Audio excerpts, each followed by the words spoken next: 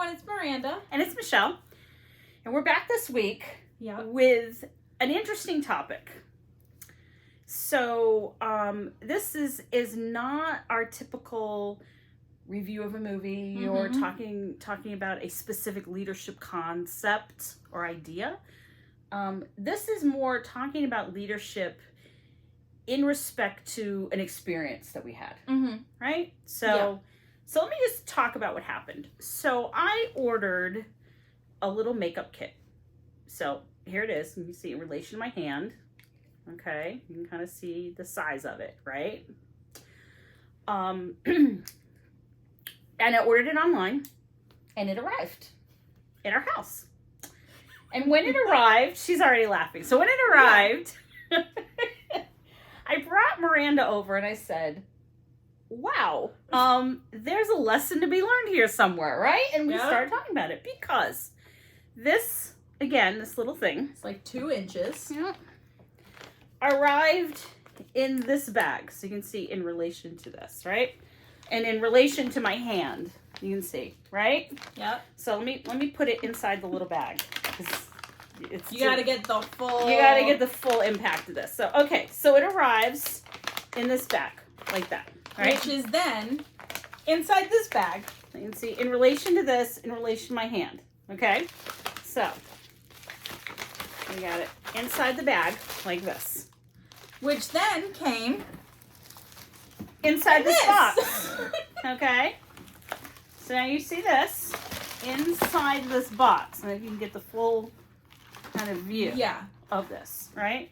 And you can kind of see, I mean, you see all the extra room that's in there, right? There was no additional padding in this box or anything like that. It came just like this. Like this. Okay, in the mail. You can hear it, right? Yeah. So I started opening this and I thought, how did this happen? Right? That was our discussion, right? It's like, how did this happen? Somewhere said that was a great idea. So there's a couple of lessons here, right? So somebody somewhere said, wow, this is a great idea, right? Did that really happen? Or is it more of a chain of mistakes? It's probably more of a chain of mistakes. Probably a chain of mistakes. So as I'm just going to share with you our discussion, right, that we had. Because we started to think, we're like, how did this happen? We're thinking, so we're trying to put ourselves in the mind of somebody at the warehouse, right? The fulfillment warehouse, right? Okay, so they went, I'm going to unpack all this, right? So they went, and my guess would be, this probably wasn't on the shelf itself, right? These are probably made at some other company and probably put in this bag. And so the fulfillment warehouse probably got it in this bag because this has all the ingredients in it and all that. So it was probably in this bag on the shelf, right? So the warehouse person took it out and then probably went to his or her little iPad or something that said what to put it in to mail it out to the customer, right? Well, this is a padded mailer. They probably would have given this sufficient pad, right? But even this mailer, realistically, could have been half the size. Half its size. I don't know if you can see me doing that, but right, it's about half its size.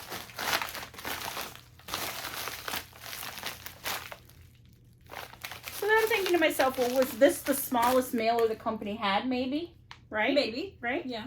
But then, no, they didn't put a sticker on here that said mailing it to Michelle, right? They put it in this big box. I'm thinking, what happened? So I can see the warehouse person probably going to their supervisor and saying, hey, does anybody realize that we're taking this thing, which you can already ship out to the person, right? And we're putting it in another thing that's too big for it, right? And then we're putting it in this thing that's way too big for it with no other padding that could, maneuver around during its shipment and break apart, right? Or whatever. and I'm trying to think, would that warehouse worker have maybe sound an alarm Mhm. to somebody, right? Say, hey, what's going on? And then you got to think, what does the supervisor then do? Right? So you're the supervisor, and your worker comes to you with this. What happens? Are you the leader that says, gee, maybe we ought to think about and rethink this? This is a lot of, not just waste of resources, right? But Waste of time. waste of time. Because you've got to hunt down all these, you got to build the box and everything. And even though it's only, say, 20 seconds to build the box, that's 20 seconds times how many of those things you ship out. They sold, right, exactly. And then also, you got to think, what is the ramification of this being in the postal service, right? And being moved around and breaking up. So even if 25% of these get returned with damage, Mhm. that's a big hit to your bottom line, right? So you're thinking, like, what happens if you're the supervisor? Do you take that on board? Or are you the supervisor that says, hey, somebody upstairs said, this is the box we're supposed to put it in and get it out? Mm-hmm. Yeah. Or are you the like person in the corporate office, the higher up supervisor, right, that had the great idea, we're gonna fully automate all of this, right? And the computer's gonna tell them automatically what's gonna, what box to put, what mailer to put it in, Mm-hmm. right? That when someone says, hey, not for nothing, but we're sending a 2-inch little thing in a huge box and says, nah, my computer is perfect. It does nothing wrong. Right? So when we were talking about this, we were saying, wow, this is a really big indicator of like a breakdown in communication. Right? That either people don't feel comfortable going up and saying, hey, not for nothing, but Right? this 2-inch little thing is in a huge box. Or it's people in leadership that are having people come up and say this, and they're saying, nah, you don't understand with your small little brain. You just don't understand the bigger implications, right? And either way is a failure in leadership. Yeah. Yeah. It's just a straight failure. And it's more than just the failure in just leadership. It's a failure in all sorts of branches as you move downward in the organization, right? Mm-hmm. It's a failure of communication, right? Mm-hmm. And it's a failure in overall morale of your business, right? If Mhm. someone feels that their voice is not being heard and that they can't come and speak to you about something like this, that's a serious issue. Yeah. Right? Because if they can't talk to you about the huge box that's got a mailer, that's got another thing, that's got a 2-inch little makeup thing, if they can't come and tell you, hey, this is weird, then they can't come and tell you, hey, so-and-so is back there and they've been taking a nap for the past hour. Right. Hey, so-and-so I think is stealing money. Right. Or, so-and-so is harassing me, or Yeah. there's a real major safety concern, or Mhm. anything like that, So as, I guess, what's the lesson to be drawn from this is if you're a leader and you supervise people, be open to hear what people say, no matter where they are Yeah. in the chain of your business. There's no one too small. Right. And I guess the other thing to say about this, because I have to tell you, this was a source of real conversation in our house when we got this box, because what you also should realize is that I ordered 2 colors of this makeup, right? So when I ordered it, I said, hey, be aware these 2 things are coming. Well, we went to the front porch. There were 2 of these boxes. So one came in one box and the other color came in the exact same box, stacked right on top of it. Yeah. And of course, she was like, Mom, what did you order? And I said, I ordered these little tiny travel makeup things that ironically are billed to save space in your travel bag. That's, to be honest, that's the best part of the whole It thing. is the best part of the whole thing, right? It's billed to save space in your travel bag. But aside from that, another point to make about this is at the leadership level, you need to be aware of what's going on in your organization, right? So regardless of someone coming to bring you this issue or what have you, walk around. Yeah. Take a look, right? Because to me, this signals somebody in a leadership position in that warehouse isn't going around and watching. Well, I don't want to say watching because that is has a negative connotation. Yeah. Is participating. Is participating in what's going on. This tells me that nobody in a decision-making capability or role, right? I want to say capability, a role, packed one of these boxes. Yeah. And you got to think, if they sold, say, 10,000 of these, right? If somebody in a leadership role didn't at least pack one and put it in here and say, wow, why the heck are we sending out this 2-inch little thing in this huge box, right? What else aren't you seeing? Yeah. You know, you need to get out and be with people who are actually doing the nuts and bolts of your business. Yeah. To know what's really going on. And anyone who's I worked in a retail store for a number of years. And every single person I have ever worked with has had the conversation of, wow, that was decided by somebody in corporate. Somebody who doesn't actually work, like, with the customers, who doesn't handle the money, who doesn't actually do the daily tasks, is making this huge decision. And yeah, it's obvious, right? Whether it's making a box like this, whether it's deciding, you know, how the fitting rooms are run, you know, whether it's deciding how you're going to fold a t-shirt a certain way, right? Where, yeah, when you're in an office and, you know, you're not dealing with 10 million customers yelling at you and everything, it sounds really great to fold a t-shirt like with 37 different folds in this very specific way, right? Yes, exactly. But then when you actually go to the place and you see it's not done, you're like, well, why not? And then you ask them, it's like, yeah, well, when I've got 2 people working the sales floor and I've got a store filled with customers, I don't have time to fold every t-shirt and then organize it by color and then by size. Like, there's not enough time. But you don't know that unless you're going to, and not just going to the place, whether it's a warehouse, whether it's a store, whether it's a, you know, factory, whatever it is. It's not just going and saying, I'm here. Look at me doing something so nice. It's actually going and working with them and saying, okay, give me the crappiest job. Give me the job of folding the entire wall of jeans that has to be like sized and all the different styles and all that. Or give me, you know, the roll on the, you know, cash register.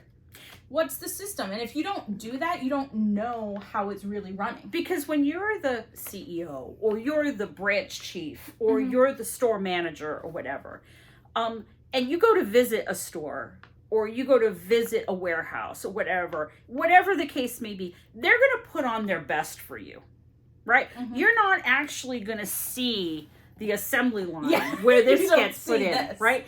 So you have to make that happen. You're the one that has to show up at the warehouse at 2:30 on a Wednesday afternoon and say, you know what? I'm here to work for 2 hours. Put me on that assembly line and let me pack some boxes, right? You're the regional manager for a retail chain that shows up on a Saturday afternoon at 4 p.m. and say, you know what? I'm here for 2 hours. I'm going to work your register.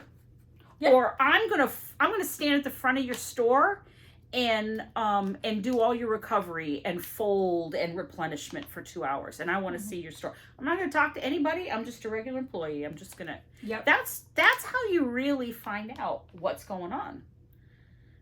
Because and you learn how the things are done, how things are actually done versus what your ideal is. and that sometimes it doesn't just mean people are slacking off. Oh, that table of t-shirts isn't folded the way I wanted it to. It's not necessarily somebody slacking off. It's like, whoa, we only scheduled 2 people today and there's a mad rush and it just can't get done. Yeah. Right? That's some of the things that you need to think about. And while you're doing things, right, when you go to, the store at Saturday at 4:00, when you go to the warehouse at, Wednesday at 3 p.m., whatever it is, you don't have to be the best, right? If you're the CEO, yeah, your day-to-day job is not boxing up, right? So you may not be the fastest or the best. And that's, as a leader, that's not your job. Your job Right. is to not be the best at the most detailed, but your job is to know what they do. Yes. And Yes. yeah, you may not know every detail, and they may know, how to do it. Oh no, you don't want to do it that way, boss. That's going to cost more time. Your job is not to be the expert. Your job is to know what they do and then be able to evaluate if, that's the most effective way. The employee's job is to be the expert. Mm-hmm. That's what you've hired them for, right? That's why they're in your organization, is to be the expert at that job. That's not your job. But you're absolutely right. Your job as the leader is to know what they do. What they do Absolutely. and how to manage everybody and how to effectively use them, right? So if you've got somebody who's a nuclear physicist on your team and they're packaging boxes, you're not using your staff the right way. Exactly. And if you don't know them well enough to know, oh my gosh, I have a nuclear physicist on my team and they're packaging boxes. Can I use them somewhere else? Yeah. Can I use them in another division, right? Can I use them somewhere, right? Or know them well enough that, you know what, they've just retired from being a nuclear physicist and they want that job. They want the retirement job, the job where they're not using their nuclear physicist education. And they they want just to do want to do something else. something simple. And that they come in, clock out, and go. And that's what they want to do. You should know that.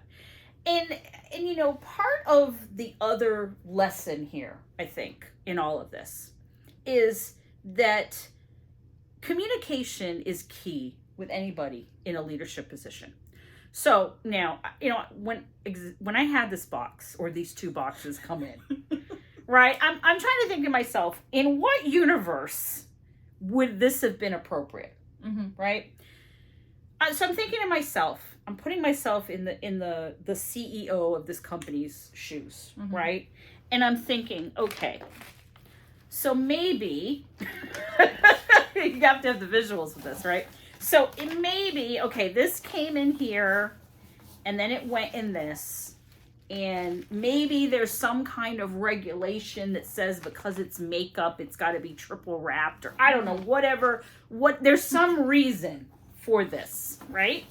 And this is the smallest box that we have, and we'd have to buy we'd have to get a whole new contract for new box, whatever it is, right? Okay. Well, then that needs to be communicated, right? This needs to be a video message from the CEO or whoever's in charge, video message from the logistics person, whatever the appropriate person would be, to send a message out to say, hey, you know what?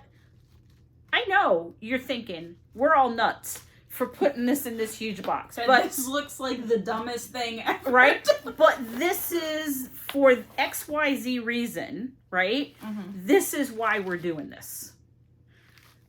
Because I can only imagine the employee on the line packing this box must have thought, just like you said, right? Yeah. Oh yeah, this was somebody in corporate's idea. Yeah. Oh yeah, I can tell that right away, right? And when you have that kind of attitude in your business or whatever organization, that's the sort of thing that festers. And then every misstep becomes, oh, there was another one. oh yeah, the brain surgeons at corporate, they figured this one out, right? Yep. And it keeps rolling. It keeps rolling. So when something like this does occur, get out in front of it. Get your message out there of why you're doing it. Because if one person notices, 10 people have noticed, right? And it becomes an issue. So that's the other lesson, is be as transparent as you possibly can, right? And talk about the risks. Someone might say, as we talked about at the beginning, well, what if 25% of these get damaged, right?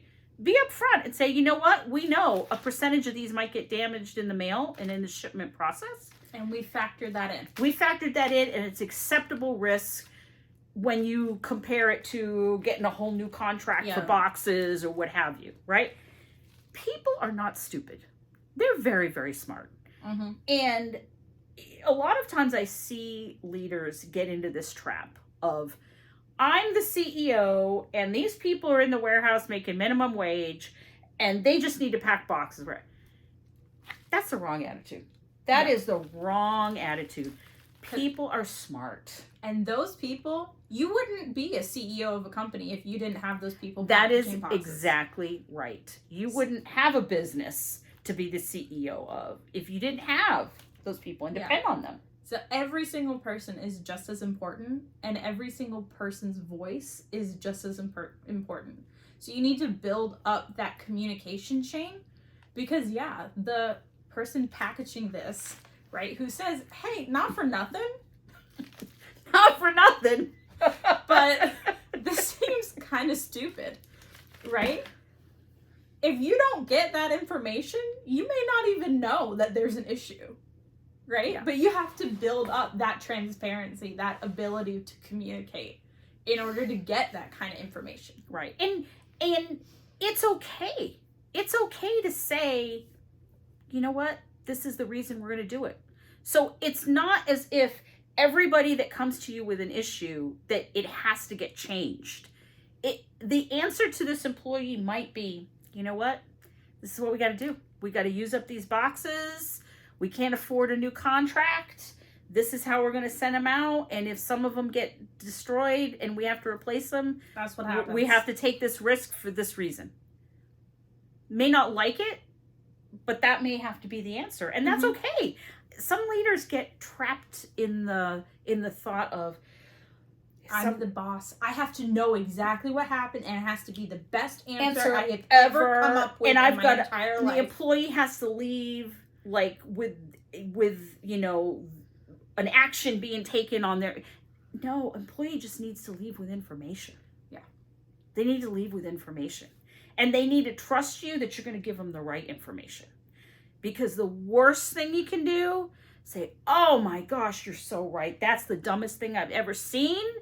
I'm going to get right on that. And then the employee leaves your office and you say, yeah, we're not changing anything. They just don't realize that, you know, we got bigger implications of budget and blah, blah, blah. No. Employees know that. They can smell it. Again, somebody in corporate. And that's that. Right? Yeah, that stigma will never leave, and it just festers. It just festers. And what's worse is in a situation where you don't tell someone the truth, then they can't trust you. Then they don't trust anything you say, big or small. Yep. So that's our discussion of the two travel makeup. That was the funniest thing when it came in. It was definitely a discussion point, and when this got delivered, we said, wow, we've got to make a video on this because we talked about this for days.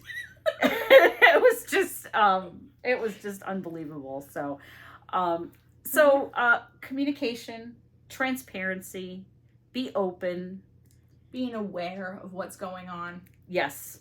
And know what's happening in all aspects of your organization. That's our takeaway. There we go. All right. And we will talk to you next time. Bye. Bye.